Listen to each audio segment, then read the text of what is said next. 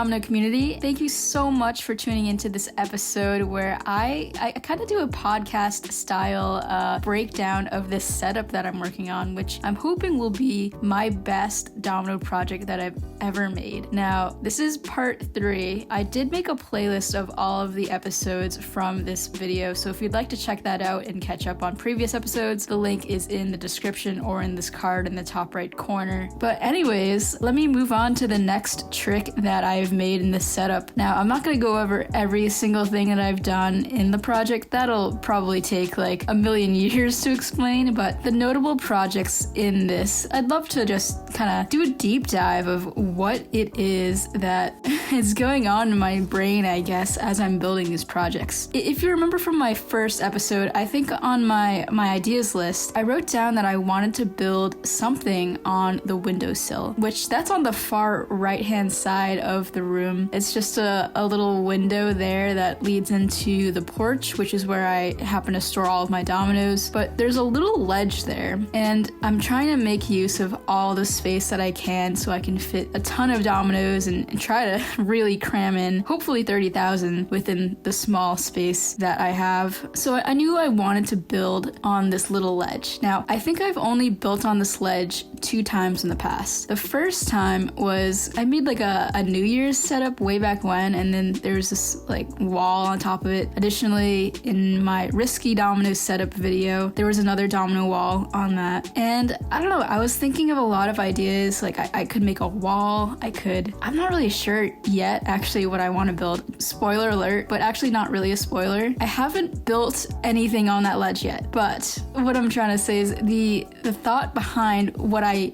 build next relates to this little ledge. So I sort of didn't really know what to build on this ledge. I was like, okay, I've done walls a lot in the past. Maybe I'll do a wall. I mean, I'm not against it, but I was trying to think of other ways that I could kind of use this piece of, like 2 inches by maybe like 4 feet wide. So I looked around in my studio and tried to see like, what did I have in here? What could I use to make this ledge even cooler?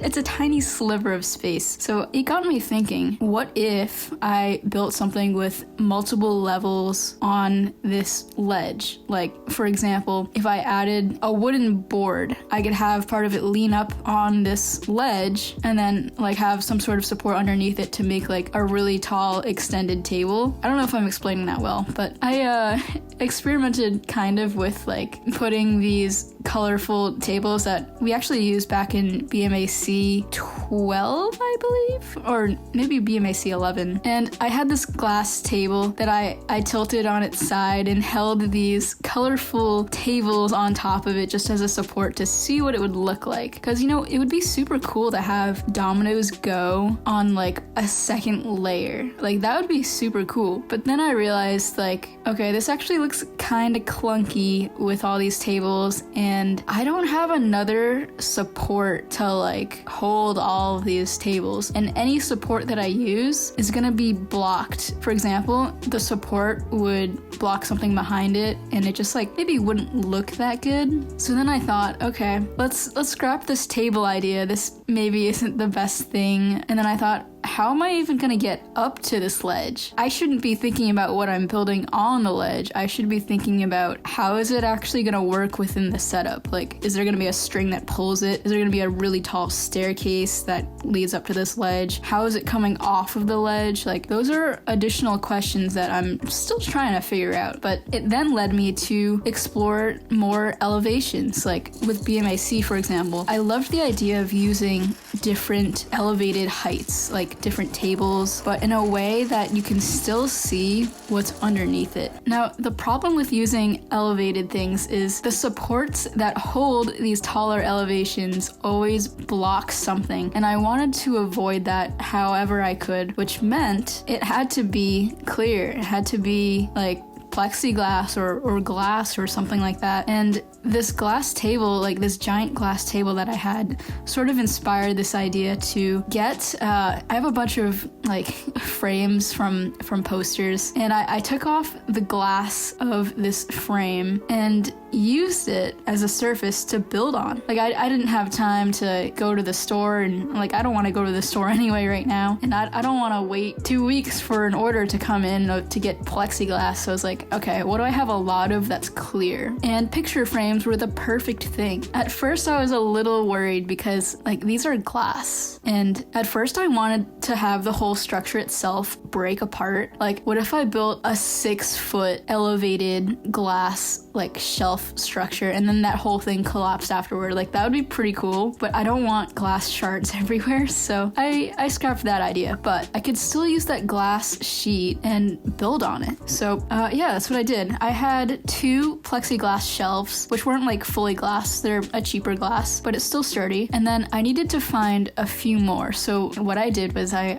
found some other picture frames in the house, and I maybe took one apart completely to take the glass shelf and use that as a surface. I'm so sorry, Dad. I will put it together later on, but for now it is being used in this Domino setup. And then I found another piece of plexiglass that I just had laying around. This is something that I've just been keeping for a while. I sometimes use in setups, but this one was very bendy compared to the rest of the glass sheets, so I knew that it had to go on a top level. Yeah, so I started by making clear towers and then putting the plexiglass and glass shelves on top, and it was actually pretty sturdy. I was very pleasantly surprised by that. I could definitely fit Dominoes on top of there, and like there'd be no problem with the weight. So I started by thinking, okay, I have 1, 2, 3, 4 shelves. I gotta measure how tall is each shelf going to be? Like how wide of a gap in between shelves will there be? So I just measured, okay, how tall is this ledge? It was about 3 feet. So you divide that by 4, get that amount. And then I know how tall to make each shelf with the number of dominoes in that 1x1 tower that's holding up all of these shelves. Now it's easier to build the dominoes when the plexiglass shelf isn't actually there, because it just like gets in the way and then you'd have to like build under things, which is really annoying. So for most of these, I actually took off the shelf temporarily and built what the domino thing was first. The next step was choosing colors for it. I wanted it to really stand out, so I chose really bright colors especially. There's 5 colors total, and the thing behind these colors, I started with yellow on the ground because yellow is the lightest color, and since the wall is white, that would sort of blend in with it, so I moved yellow on the ground so it would contrast well with the floor. And then we have a nice neon green as the second layer, green for the third layer, blue for the fourth layer, and a really, really bright pink for the very top layer. So I wanted the tricks on these shelves to sort of gradually build, I guess. The very first layer on the bottom, on the ground actually, is just a simple domino line that goes back and forth. Something that's pretty simple, easy to see, and it'll connect with whatever else goes before that, and it'll be kind of seamless. The way that I connected the shelves was with the string technique. I believe this is called the zipper technique or the tape trick. I don't know if there's like actually a proper name. I think it's the zipper.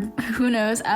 But yeah, this trick saved me so much in this setup. Like I use this trick probably at least 30 times in this whole setup. Not even joking. But it's the best way to get from one elevation to another. Basically, you tie a string to a domino and you tie the other end to another domino, and you tape the bottom of 2 dominoes to make sort of like a tape hinge in a way. I can insert some footage here showing what that looks like. But once you connect the 2 and you get the string the proper length to trigger this without being too long or too short, then it's a perfect technique and it always works. If you tape down the string technique especially, it's pretty guaranteed that it'll work. Anyways, that's how I did the connections. The second layer is just an in-out domino spiral, because like how do you move from a line and get a little bit more, I guess, intense with the tricks? How about a line that makes a cool pattern? So we got the spiral. You know I like spirals. The third layer, I wanted to include some structures in it, and I knew that this is probably using a lot of dominoes, so I don't want to build it on the top layer because it's probably gonna get kind of flimsy at that point. So I decided to do a small little wall inside here, fill the space, and then move up to the fourth layer where I just did some quick little 3, 2, 1 towers. It's gonna take some time for the wall to finish falling. Like the blue is probably gonna start falling at the same time as the orange is finishing falling. So I wanted something that was like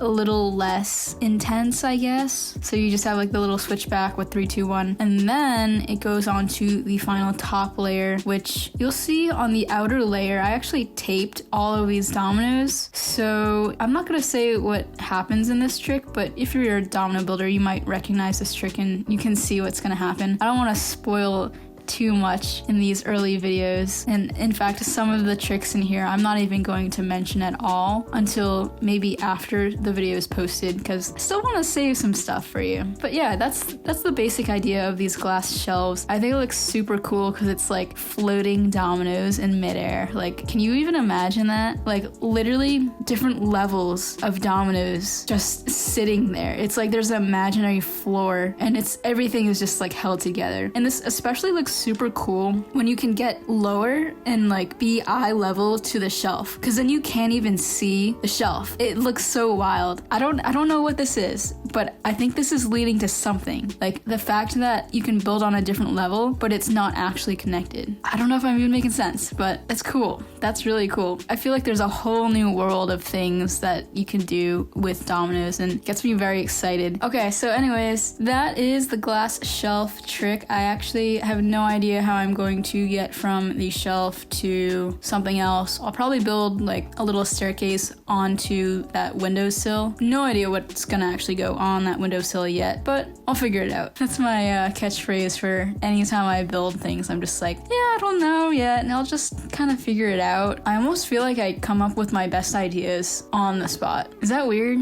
Anyways, I really do appreciate you listening to this podcast kind of thing. I would love to hear your thoughts about it down below in the comments. And what do you think about this glass shelf technique? Like, are there any possibilities that you see how this could be expanded in the future? Like, I'd love to hear your thoughts. Maybe we can come up with some awesome ideas to figure out how I'm going to go from this glass shelf to the next trick. Anyways, thanks again. I want to give a shout out to our featured community member of this video, Domino Beast. Congratulations, you have some awesome setups. Please, Domino community, go check out Domino Beast's channel. The link is in the description. And as always, I'm Lily Hevish, and keep on building.